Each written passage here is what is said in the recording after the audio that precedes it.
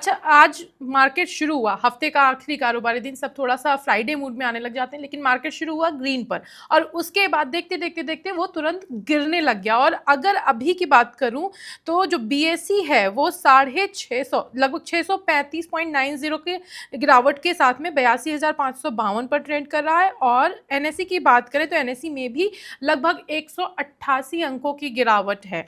हर stock, Nifty की बात कर रही हूँ मैं, कि निफ्टी एफएमसीजी और निफ्टी फार्मा को छोड़ दिया जाए तो बाकी, चाहे निफ्टी ऑटो हो, चाहे निफ्टी मेटल हो या फिर निफ्टी स्मॉल कैप, सभी जो हैं लाल निशान पर ट्रेड कर रहे हैं। मोटा मोटी हमें पता है कि लाइक टीसीएस के रिजल्ट्स कल आए, उसकी वजह से आईटी स्टॉक्स धराशायी हो गए। लेकिन मैं आपसे जानना चाहती हूँ कि क्या मेन रीजन है अपार्ट फ्रॉम टीसीएस? अगर पहले तो हम ओवरऑल मार्केट की भी बात करें तो अभी बहुत अनसर्टिनिटी है। जैसे कि टैरिफ रेट से कुछ भी अगर ओवरनाइट न्यूज आती है हम रिएक्ट करते हैं, बिकॉज हमें एज इंडिया हमें मैटर करता है, because we are looking for a potential business also from an economic growth perspective. तो एक वन ऑफ द रीजन है कि हम बहुत कॉशियस भी है, क्योंकि अगर हम देखें ट्यूसडे वेनेसडे या फिर थर्सडे, थर्सडे नहीं, हम मंडे ट्यूसडे और वेनेसडे 3 दिन बात करें, हम एक एकदम क्वाइट जोन में थे। हम डिसाइड नहीं कर पा रहे थे हम ऊपर जा रहे हैं नीचे जा रहे हैं। अब कल से जब थोड़े बहुत टैरिफ दूसरे कंट्रीज के आ रहे हैं तो वो अनसर्टेनिटी बढ़ रही है, और उसके वजह से थोड़ा सा सबको कंसर्न भी है कि हम थोड़ा कैश में रहे, हमें पता नहीं है। उस हिसाब से हम थोड़ा सा करेक्शन देख रहे हैं। स्पेशली अगर आप मुझे टीसीएस स्टॉक के बारे में बात करेंगे, आज रिजल्ट के इफेक्ट के हिसाब से तो वो तो आता ही है, बट टेक्निकली अगर देखा जाए तो वो एक वोलेटिलिटी है ओवरऑल। जो हमने लोस देखे थे अप्रैल में, वहां से तो हम अब तक टीसीएस ऊपर है और एक कंसोलिडेशन जोन में है। तो मेरे हिसाब से जिनके पास है या जिन्होंने इन्वेस्ट किया हुआ है उन्हें प्रॉब्लम नहीं होनी चाहिए, वो होल्ड कर सकते हैं। पर जिनको लेना है या खरीदना है तो वो 3,300 का लेवल के लिए रुक सकते हैं, जहाँ पे वो इन्वेस्ट कर सकते हैं लॉन्ग टर्म के लिए। शॉर्ट टर्म के लिए भी वो एक अच्छा सपोर्ट लेवल है। आज की मार्केट में सबसे ज़्यादा जिस चीज़ की चर्चा हो रही है वो है टाटा कंसल्टेंसी सर्विसेज। इन्होंने FY26 पहली तिमाही के कल नतीजे जारी किए थे। नतीजे आने से पहले ही इनके शेयर में गिरावट थी, लेकिन पहली तिमाही के नतीजों के बारे में अगर बात करें तो 12,760 करोड़ रुपए का नेट प्रॉफिट दिया है इन्होंने, जो कि Q1 जो 2025 वाला फाइनेंशियल ईयर था उससे लगभग 6% तक ज़्यादा है। ऑपरेशन रेवेन्यू भी बढ़ा है 63,437 करोड़। कंपनी ने इनफैक्ट 11 रुपए के डिविडेंड की भी ऐलान कर दिया है, लेकिन फिर भी जो शेयर है वो गिर रहा है। लेकिन नोमुरा जो ब्रोकरेज फर्म है, उन्होंने टीसीएस पर न्यूट्रल कॉल को बरकरार रखा है और इसका जो टारगेट है उन्होंने घटाया है। अब टारगेट उन्होंने 3,780 रुपये कर दिया, जो पहले 3,820 रुपये था। एचएसबीसी ने भी टारगेट प्राइस के 3,665 रुपये का टारगेट प्राइस दिया और अपनी होल्ड कॉल बरकरार रखी है। फोरम ने पहले ही बता दिया कि अगर जिसके पास इन्वेस्टमेंट ऑलरेडी कर चुके वो इन्वेस्टमेंट अपनी रखें, उसमें होल्ड करें, और अगर अभी आप मौका देख रहे हैं तो 3,300 वो लेवल होगा जिस पर आप टीसीएस में खरीदारी कर सकते हैं, क्योंकि कंपनी बड़ी है। ये मान के चलें कि आपका इन्वेस्टमेंट सेफ ही रहेगा, कंपनी बंद नहीं होने वाली, एटलीस्ट हम इतना कह सकते हैं। अच्छा, फोरम पर्टिकुलर टीसीएस की तो बात ये हो गई, लेकिन टीसीएस की वजह से ना आईटी इंडेक्स 1% से ज्यादा, बल्कि अभी मैं देख रही थी 0.25% तक टूट चुका है। इन्फोसिस हो, विप्रो हो, एलटीआई माइंट्री हो, सभी के शेयर्स गिरे। तो आईटी स्टॉक्स को लेकर के एक ओवरऑल नजरिया, ओवरऑल राय क्या आप देना चाहेंगी? आईटी स्टॉक्स के अच्छे दिन कब आएंगे आखिर? अगर हम पहले जैसे निफ्टी आईटी इंडेक्स को ही अगर हम फोकस करते हैं, जिससे हमें पता चलता है ओवरव्यू क्या है आईटी स्पेस का, तो एक तो बहुत बुरा हाल नहीं है।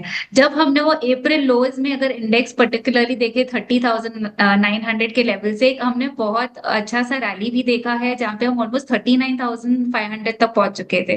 पर मई से अभी अभी तक हम एक साइडवर्ड डायरेक्शन में है निफ्टी आईटी इंडेक्स में, कि मतलब कि हम कंसोलिडेट कर रहे हैं, ना हम ऊपर जा रहे हैं ना ही नीचे जा रहे हैं इंडेक्स। मेरे हिसाब से फिलहाल तो वो भी एक अच्छा है इन्वेस्टमेंट के लिए, जिनको लॉन्ग टर्म के लिए देख रहे हैं, 2 से 3 साल का निवेश करना है, वो उनके लिए अच्छा मौका है कि वो इन्वेस्ट कर सकते हैं। तो एक तो बुरा नहीं है, ये तो बहुत अच्छा है कि हम कंसोलिडेट कर रहे हैं, क्योंकि अगर एक बहुत अच्छी रैली देख ली तो फिर डाउट होता है कि वो उतना ही जोर से गिर भी सकता है, पर ऐसा नहीं हो रहा है। एक अच्छे हमने ऊपर देखा स्टॉक इंडेक्स को जाते हुए, और अभी वो साइडवर्ड कंसोलिडेशन में है कि चलो मौका मिल रहा है इन्वेस्ट करने के लिए, धीरे धीरे निवेश कर सकते हैं, एसआईपी फॉर्मेट भी फॉलो कर सकते हैं, तो इसमें कोई प्रॉब्लम नहीं है। नीचे सपोर्ट लेवल्स इंडेक्स की बात करें निफ्टी आईटी की, तो वो 36,800 पे है, और अभी इंडेक्स चल रहा है 37,600 के आसपास, और उसका इमीडिएट रेजिस्टेंस 39,500 के पास है। बट ओवरऑल इसमें कोई प्रॉब्लम नहीं है, होल्ड कर सकते हैं, और इनफैक्ट इन्वेस्टमेंट्स के लिए मौका भी देख सकता है। टीसीएस के अलावा हमने पूरे आईटी स्टॉक्स की आपने बात की and you are optimistic about this sector, तो आप कोई स्टॉक्स बताना चाहेंगे कि इनमें से टीसीएस के अलावा हम किन किन स्टॉक्स में खरीदारी कर सकते हैं और उनके लेवल्स क्या होंगे? अगर फर्स्ट स्टॉक मैं देखूंगी वो होगा ओरेकल फाइनेंस, ओएफएसएस, जिसमें एक अच्छी सी टेक्निकली देखे तो मार्च अप्रैल में एक बेस फाउंडेशन बना था अराउंड 7,000 के लेवल्स पे। उसके बाद स्टॉक प्राइस ऑलमोस्ट 9,700 तक गया था। उसके बाद वापस जो रिट्रेस हो रहा है, तो उसमें वॉल्यूम्स नहीं है, मतलब कि इसमें सेलिंग प्रेशर कम है, बल्कि जब जब प्राइस ऊपर जा रहा था 7,000 के लेवल से 9,000 तक, तभी अच्छी सी बाइंग और अक्यूमुलेशन देख रहे थे। तो मेरे हिसाब से ये स्टॉक सही है अराउंड 8,440 के आसपास लेने के लिए। स्टॉप लॉस रख सकते हैं 7,950 का, और ऊपर में वापस इनिशियल टारगेट 9,700 का, और उसके बाद ऑलमोस्ट 10,000 का देख सकते हैं। और दूसरा, अगर हम लार्ज कैप स्पेस में ही बात करें, सॉरी लार्ज कैप क्या, मिड कैप में से मैं एक पकड़ूंगी, वो है एलटीआई माइंडट्री, कि वो भी एक अच्छा स्टॉक है।